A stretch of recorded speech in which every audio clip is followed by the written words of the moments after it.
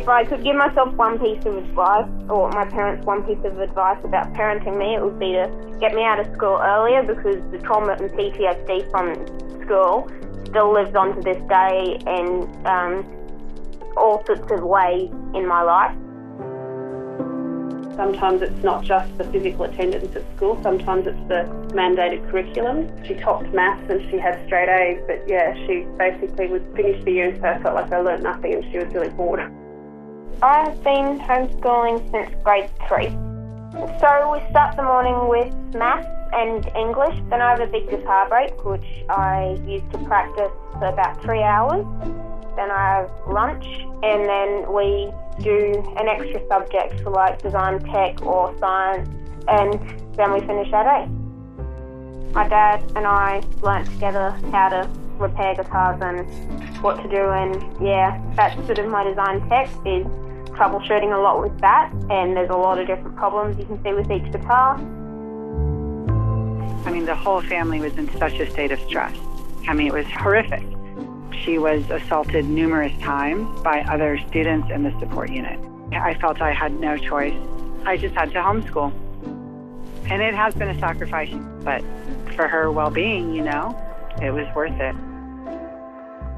She got really into aquariums, and she built herself a tank, you know, out of a plastic, you know, container, put the animals, put sand, put shells. I mean, she can spend hours with that. She makes those little mandalas, these beautiful flower art designs, just out of her own mind. She started school refusal or school can't type behaviour, sort of expressing not wanting to go to school or being able to go to school. We realised that she finds crowds really difficult. We decided to do full-time homeschooling instead. The homeschooling's going beautifully now, like it's just amazing, it's such a relief. Her special interest is horses, and we've applied for her to do vet equine studies at a TAFE next year. So now she does horse riding lessons every second weekend. She also does voluntary work 1 day a week at a horse rescue place. It's definitely her happy place.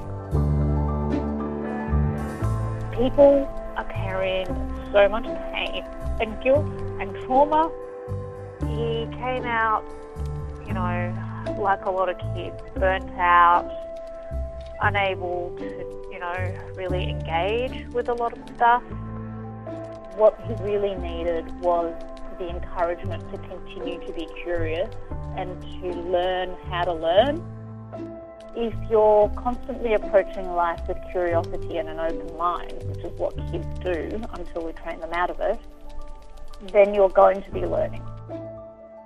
He had a friend in Tinder, and she had a birthday party at a gymnastics centre.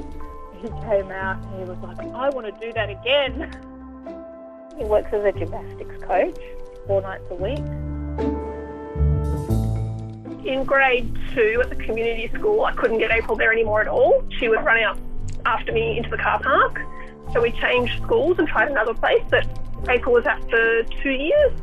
And they would physically hold April there, hands behind her back, screaming for me to leave. And then same thing the next morning again, and tummy aches and the works and crying at bedtime and all of that.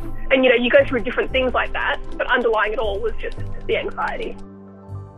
April had her first stall out the front of their house when she was 7. Lots of people came along, and April and her brother together did the stall. And they made $30. And then we went to the local market and had a kid's stall there. And April had been asking to have a website, and because April's dad is a handy web designer, he sat down with her and they did it all together.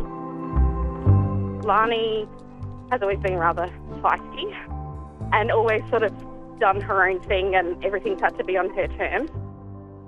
She was just constantly in fight or flight. I just said to Lani, we're going to pull you out and we're going to do homeschooling.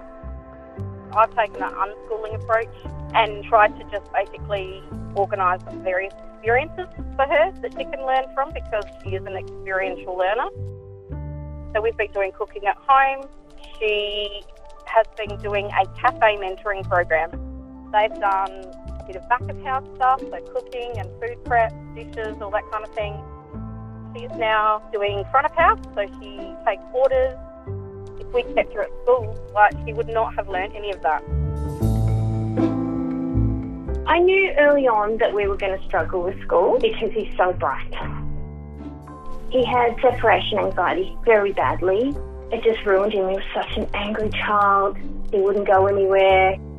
People say, oh my God, I can't believe you're homeschooling. How do you do it? And I actually think it's a lot easier than trying to fight the school system every day. He wanted a guitar for his birthday last June and blown us all away with how much he's learnt. It's unbelievable. Whenever he feels the urge, he can just go and play for 2 hours straight.